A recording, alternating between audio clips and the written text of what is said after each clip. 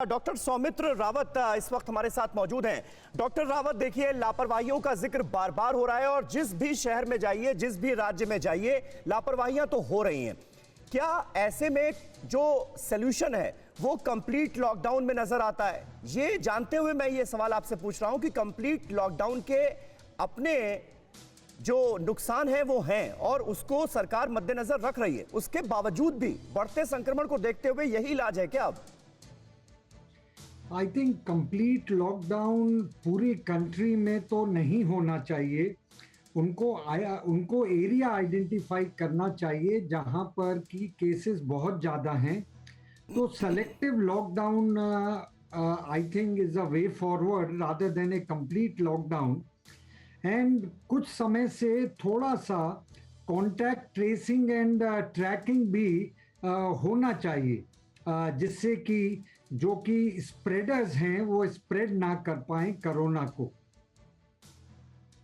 जी जी बिल्कुल। डॉक्टर रावत, बने रहे आप हमारे साथ। और इस बीच दिल्ली के बारे में अहम जानकारी है। दिल्ली में कोरोना ने तोड़ दिया है साल का सबसे बड़ा रिकॉर्ड।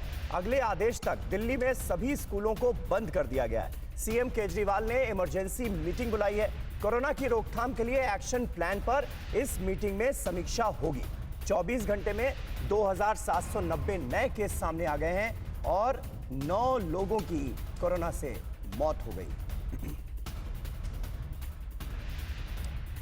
और कुमार कुंदन हमारे साथ इस वक्त मौजूद हैं दिल्ली से। कुमार, ये बताइए कि आज इमरजेंसी मीटिंग बुलाई गई है। दिल्ली के आंकड़े बहुत ज्यादा चिंताजनक हैं, स्कूल बंद कर दिए गए हैं। आगे और क्या क्या प्रतिबंध, क्योंकि ये जिक्र हो रहा है कि केजरीवाल इस मीटिंग में कई अहम फैसले ले सकते हैं, कई और नए प्रतिबंध लागू किए जा सकते हैं दिल्ली में।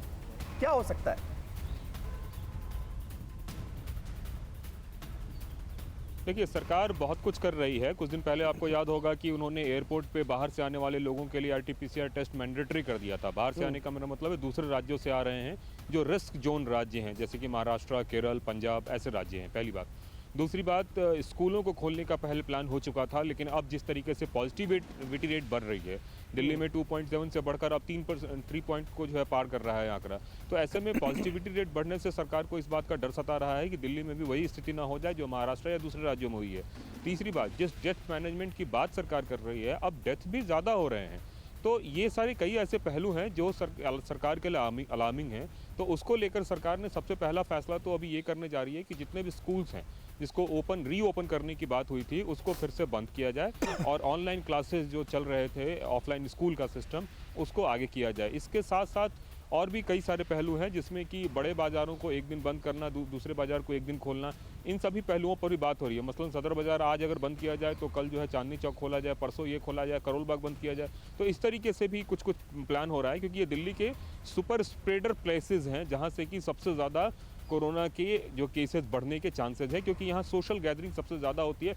मतलब खास करके अगर फिनेंशियल की बात करें तो आर्थिक गतिविधियाँ यहाँ बहुत ज़्यादा है, तो बहुत सारे लोग आते हैं यहाँ पे, इकट्ठा होते हैं। और जो स्टेशंस हैं, उस स्टेशन पे भी जो चेकिंग सिस्टम है उसको कैसे ज़्यादा और बेहतर किया जाए, इन सभी मुद्दों पर भी बात होगी। बिल्कुल बिल्कुल। परवाह देश की, सोमवार से शुक्रवार रात 10 बजे TV9 भारतवर्ष पर।